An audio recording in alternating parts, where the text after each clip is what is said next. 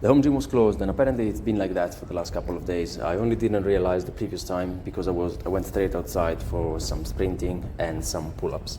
So I couldn't get in, but the good news is that it's finally getting fixed. And since there wasn't much equipment to begin with in this past month or so, I wasn't going to be losing much by just doing something outside. I was going to do some walking lunges, but then I opted to get some plyo work in there because the walking lunges were meant to replace the much heavier single leg squats with some extra weight. And I don't think they really did a good job at that.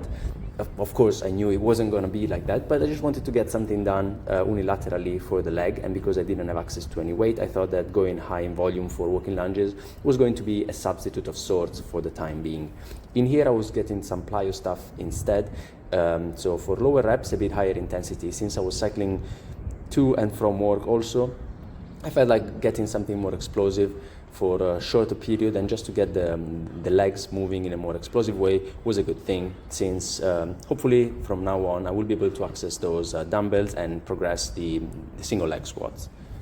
Elevated push-ups I could pretty much do anywhere, so as long as I had the parallettes. In here it's actually better than in the gym because I'm doing them on the floor, and in here I was doing them on steps, so it allowed me to get a bit deeper, managing to tap my chest onto the edge of the step here, so that my head was able to get a bit deeper and get a bit more range of motion. So this was actually a pretty good substitution for the elevated push-ups. The only thing that I really missed out on for this day was some shoulder work that I was going to be doing on the cable machine, some upright rows with the cable, which I felt they were a very good substitution to the dumbbell work.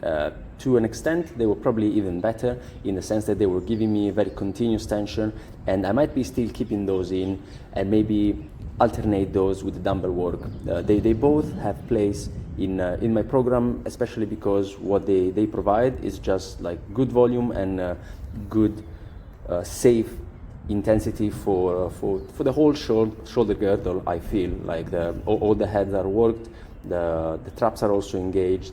So overall, a great exercise. I'm going to keep as many variations as I can. Unfortunately, the handstands on parallettes weren't great, but finally got access to the gym, so that's all right. Ciao.